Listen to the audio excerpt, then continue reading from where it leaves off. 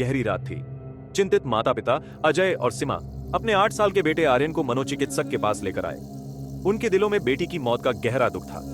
Car दुर्घटना में उनकी 10 साल की बेटी तान्या की जान चली गई थी। कुछ दिनों से अजय और सीमा को शक था कि आर्यन ने तान्या की मौत में कुछ भूमिका निभाई थी। आर्यन कमरे में बैठा था, उसकी आंखों में खौफ और क्षोभ था।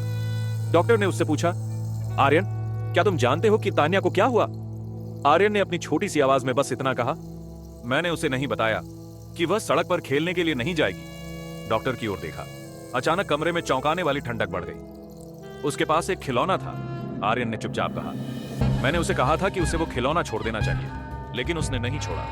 तभी अजय और सीमा को याद आया कि तान्या के पास वही खिलौना था। उनके दिलों में एक डर की लहर दौड़ गई। आर्यन, तुम वो खिलौना लाए हो?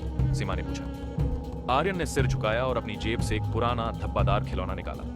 जैसे ही खिलौना कमरे के बीच में रखा गया, अजीब आवाजें सुनाई देने लगी। अचानक तान्या की वह हंसती हुई परछाई दीवार पर उभर आई, जैसे वो आर्यन से कह रही हो, मुझे जाने मत दो।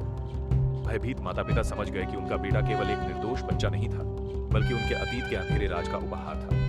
उनके डर ने उन्हें जकड़ लिया और अंधेरे में खो गए, जहां तान्या और आर्यन का अनकहा सच एक बार फिर सामने आया। अगर आप हमारी कहानियों का आनंद ले रहे हैं और भी डरावनी हॉरर कहानियां सुनना चाहते हैं, तो नीचे दिए गए सब्सक्राइब बटन को दबाना ना भूलें।